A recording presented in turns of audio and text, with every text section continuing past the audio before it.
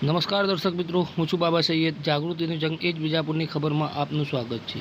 વિજાપુરમાં કાગવડથી આવેલા માં ખોડલના રથનું ભવ્ય સ્વાગત.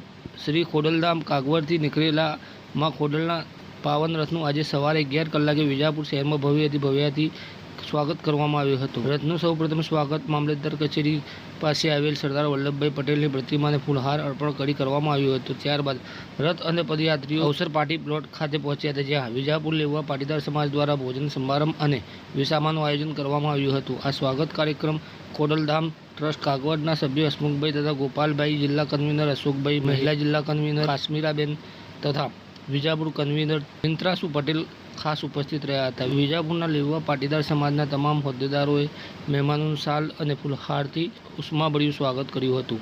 આ પ્રસંગે જિલ્લા પંચાયતના પ્રમુખ નીતિનભાઈ પટેલ, વિજયભાઈ પટેલ, તાલુકા ડેલિગેટ દીપ પટેલ, નવગામ લેવા પટેલ સમાજના પ્રમુખ મહેન્દ્રભાઈ તથા મંત્રી ધીરેનભાઈ પણ ઉપસ્થિત રહીને શોભામાં અભિવૃદ્ધિ કરી હતી.